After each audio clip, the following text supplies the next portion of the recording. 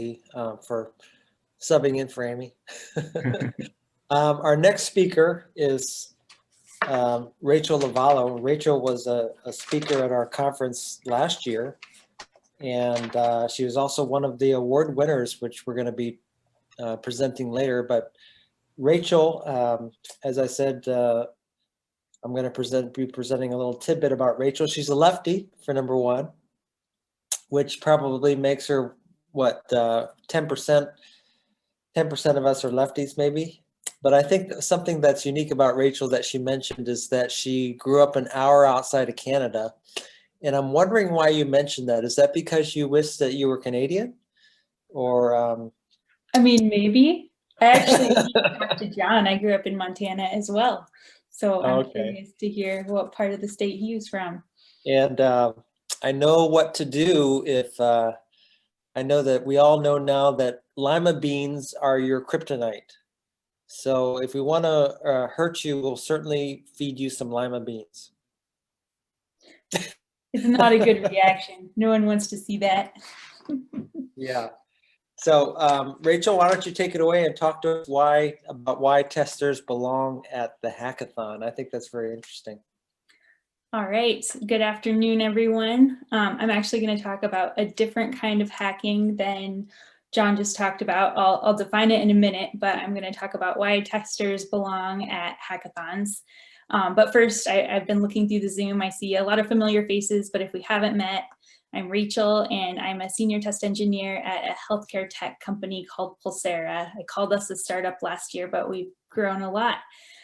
It's really special to be here today. I actually gave my first talk ever at this exact event last year, so it's pretty cool and feels like a full circle thing to come back, even though the world looks a lot different.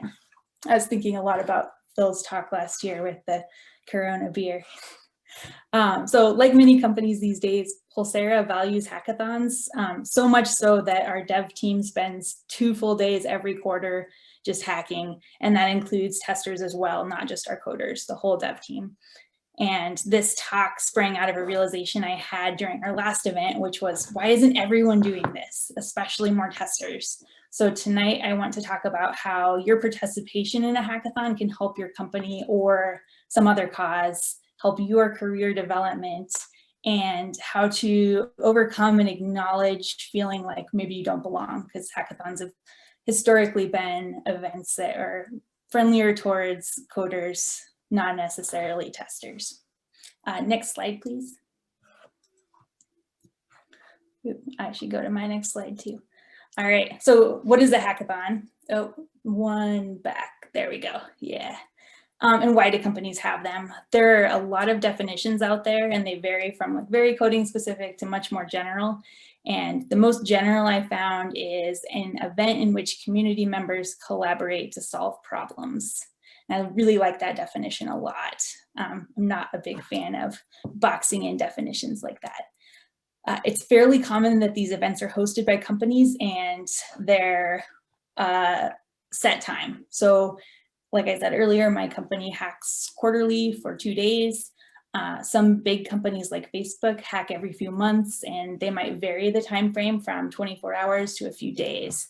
It just depends on their goals or what the theme of the event is. But I think the most interesting thing is why people do hackathons. It's because innovation is like a muscle. If we go through this process regularly, we're going through this circle here a lot and get really good at thinking about better ways to do things and how to execute on those ideas. Doing some internet research, I found out that the rideshare company Lyft came out of a hackathon project where John Zimmer and his team were trying to figure out what their product Zimride looked like on mobile. And hoping that I'm not the only one here who doesn't remember exactly what Zimride is without Googling it, but we all know what Lyft is these days. So that means in a hackathon, we can make a better product, but I would also argue we can optimize processes, we can add automation, we can try out new tools. And that doesn't quite jive with this slide here because it means that that orange ship circle isn't necessary every time. It's a really cool goal. It would be sweet if we could ship something right at the end of each hackathon, but I would argue the practice of going around this circle is the most important thing versus what are the words in each of those bubbles. So for example, my last project was actually inspired by Irina's PNSQC talk on AI. I was super inspired and I tried out some of the tools that she mentioned. And my goal was mostly to see how AI helped improve some of the click and record automation tools I'd used in the past. I'd used them like 5+ years ago before this was even a thing. And it didn't really matter in my case that my team wasn't in the market for a new test tool. The goal was the exploration and me gaining some new knowledge about AI and sharing it with the team. All right, next slide. All right, so we've established that hackathons help companies and causes, but what can they do for you? I'm sure you've all seen this quote or meme about how the magic happens outside of your comfort zone, and you're all rolling your eyes right now, or at least I would be if I were you. But in this case, the magic is all kinds of personal growth. Networking with people you don't necessarily work closely with every day. Maybe you've never met them. Trying out new skills with minimal commitment. It's literally just a day or two, right? And then lastly, most importantly, you're practicing those skills in a safe space, because even failing is a success. The goal is just to try something new and challenging, not necessarily to execute.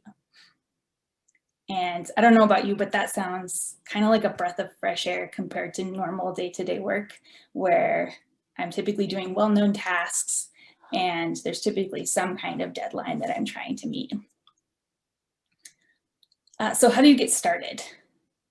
To make sure you're hacking in line with your career goals, I'd consider keeping a list of ideas going.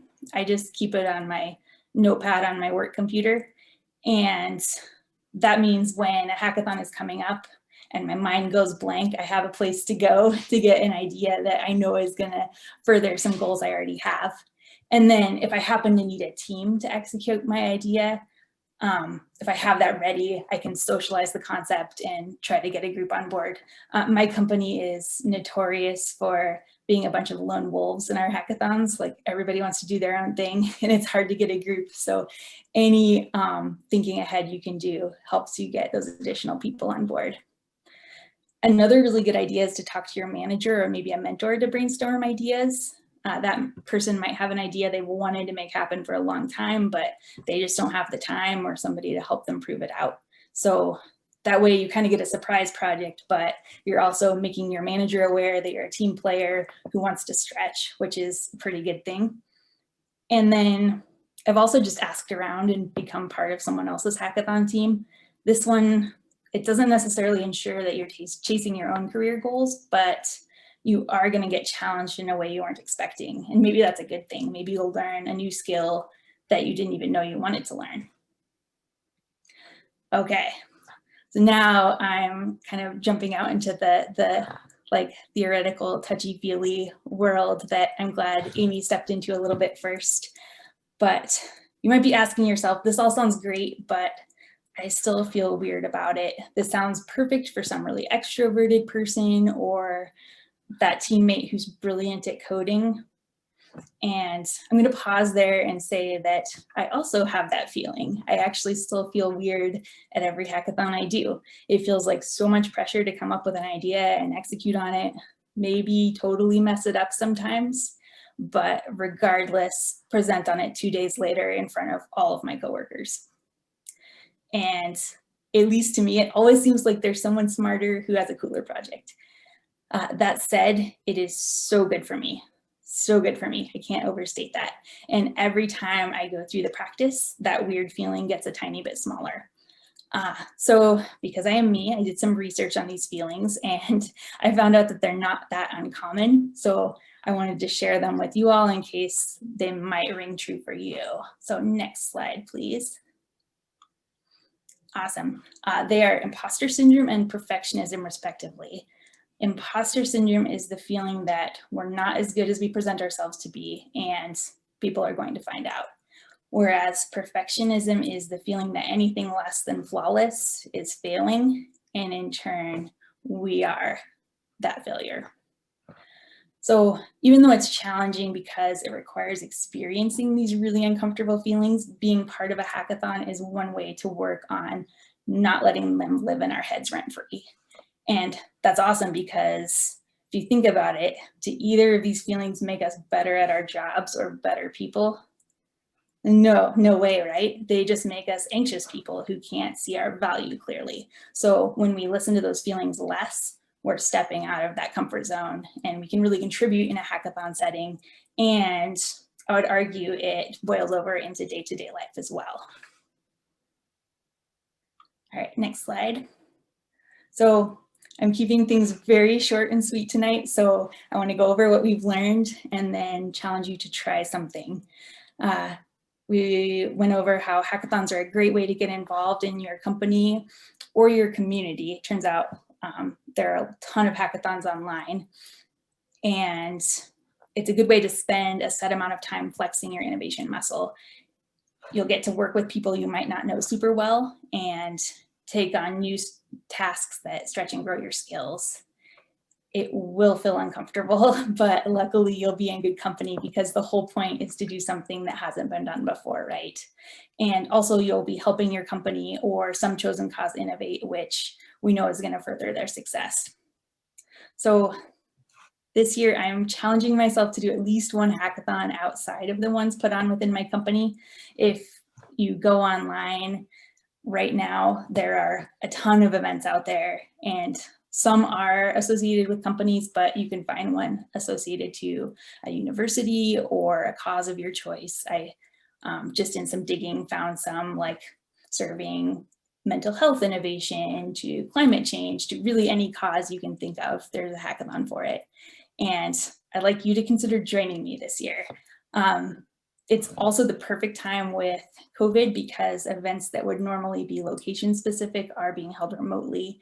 And there are some incredible events out there that have never been accessible to us before if we weren't located in the city that they are being held in. So I'd encourage you to go online, find a hackathon that interests you and give it a shot. And I'm always around. Find me on LinkedIn and let me know how it goes. Happy hacking.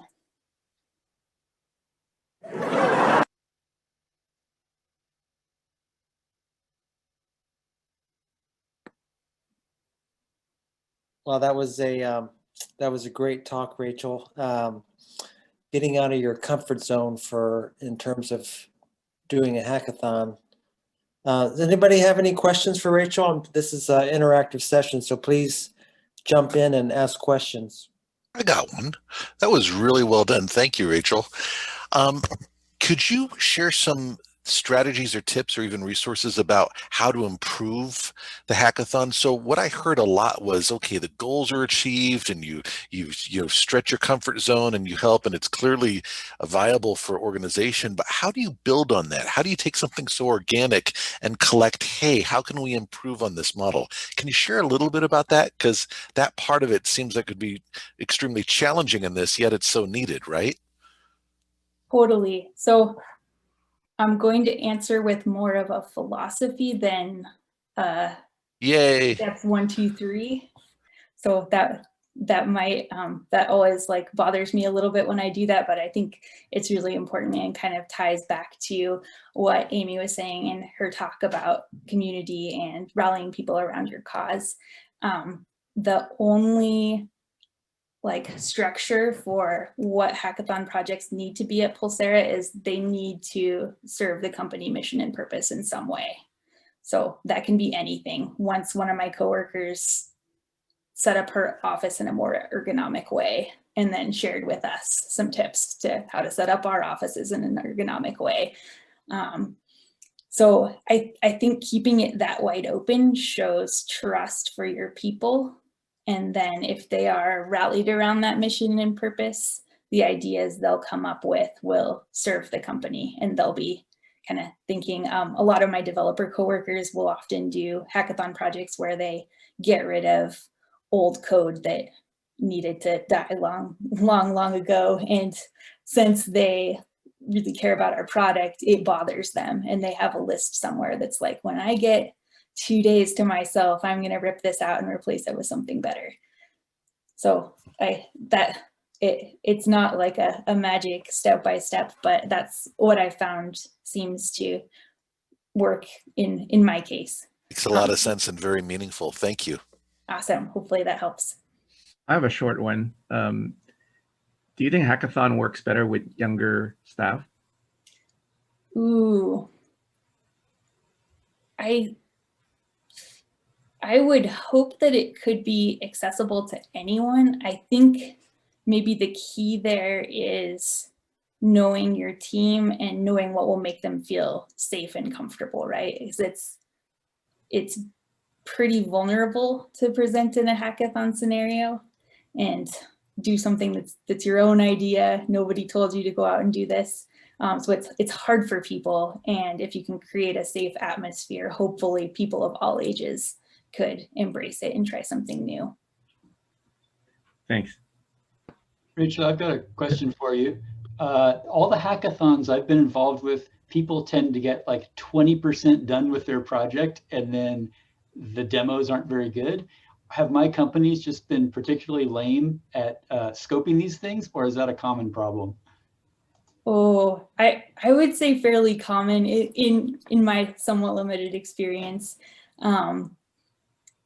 Yeah, it varies from hackathon to hackathon. I think people are getting a little bit better at scoping and knowing like how much of a project to bite off and try to accomplish. Sometimes people will pick up their project from last quarter and be like, this time I'm gonna finish it. We also got into like maybe a problematic cycle of everyone wanting to create a PowerPoint that looked super awesome. So maybe spending like half a day on presentation day making their PowerPoint with like a ton of cheesy animations. So that might be counterproductive, but it leads to some really awesome demos that are quite engaging. Hey, Rachel. For us, this would have been our 4th year that we would have done a hackathon. We were doing it yearly, and we couldn't get it off the ground. We got about 5 teams signed up, which we didn't consider to be enough. And a lot of it was because we weren't in the office and didn't have that kind of like, the water cooler talk and stuff like that. So like we kind of canceled it, and we're actually kind of doing a side project thing, which is kind of an idea-a-thon type of thing, which is submit a 1-pager with an idea to help the company, and that's kind of our innovation type project. So do you have any kind of suggestions for, I mean, it sounds like you're looking at a lot of virtual type projects out there. Like, do you have any ideas for like what maybe we could have done for marketing or something out there? Yeah. I think I'll know more after this year. I wonder, like, how big is your team? How big our organization? We probably have about 300 people if you include all the contractors and everything. Okay. So it's big enough. Yeah. We usually get between a dozen to 20 teams. So.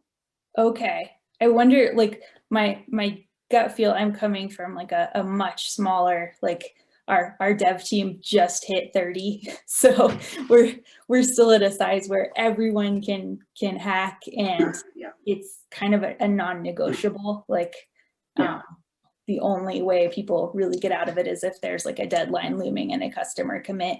But I wonder if people practiced like smaller scale hackathons or these ideathons that are happening like on a smaller scale slightly more often, if then they would kind of build up that confidence to go before the whole company. I know I used to be at Oracle and participated in one hackathon there, but it felt really overwhelming because it's just so big, and I didn't know most of the people that were there. Right. Okay. Thank you. Yeah, let's take one more question from Peter. Peter, you've got your hand up. Why don't you go ahead and? Yeah, thank you.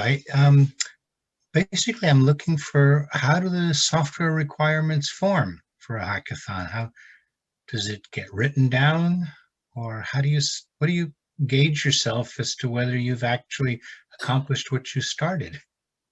I love that question, and I think maybe shows different hackathon participants how important thinking about requirements ahead of time are, because I speak from personal experience. Sometimes I'll have a great idea, but if I don't pause for an hour or 2 or 4 in those 2 days and think about my end goal, I'm probably not going to get there, right? Or I'm going to be sitting there the next day trying to figure out what to present and be like, what did I even do for these 2 days? So it kind of forces everyone to face that and be like, wow, planning is kind of important.